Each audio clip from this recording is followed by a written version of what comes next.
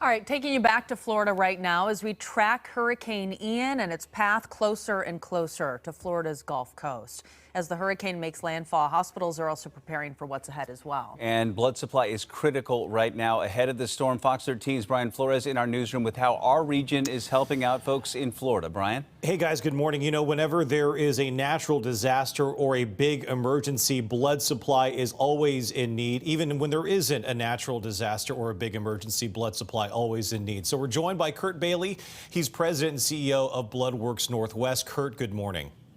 Good morning, Brian. Thank you for having me. Of course. So let's start with what type of blood is being sent to Florida, how much and how it gets distributed once the supply gets there. So blood's being sent from the Pacific Northwest. We sent units of O-positive blood yesterday afternoon. And then we're joined by blood centers around the country who are sending shipments of blood to Florida in anticipation of major disruption and potential harm caused by this hurricane.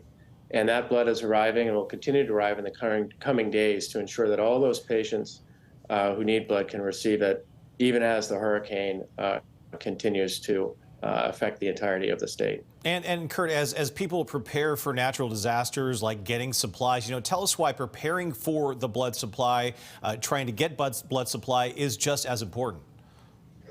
Well, a healthy blood supply requires donations, and donations come from people. And right now, the people of Florida, are trying to ensure that they are in a safe spot and are able to ride out the hurricane if they're in its path.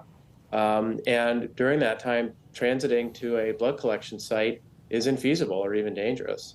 And so the ability to collect blood in order to provide the blood that's needed for patients in Florida just simply can't happen. And as a consequence, as a community of Americans, we band together during these times and we provide the life-saving blood to those parts of the country that need it, whether it's Florida today or whether it's a snowstorm in the Pacific Northwest later on this year. We all need to help each other. And along that donation line of questioning here, according to the BloodWorks Northwest website, the very own website, you know, our local blood supply is critically low. In fact, it says the supply is running on fumes right now as we look on the website. So will this donation hurt our local supply? Well, it sure will if the community doesn't turn out to replenish it. Nationally, we've essentially been in a blood shortage now for about 2 years. And in the Pacific Northwest, our community is very generous, and we've been able to maintain adequate supply of blood for patients in need, but we don't carry a lot of extra blood. And so when there's an unusual need, like the hurricane in Florida, it drains the stocks. The shelves empty out. And that's in particular when we need the community to come on in and donate.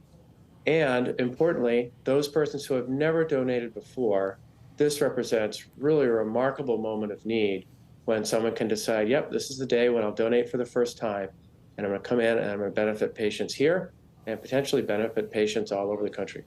And Kurt, we do have to go right now, but I know that BloodWorks Northwest has added more appointment slots, so if people are interested, just visit the BloodWorks Northwest website. Kurt Bailey, President and CEO of BloodWorks Northwest, thank you for joining us this morning.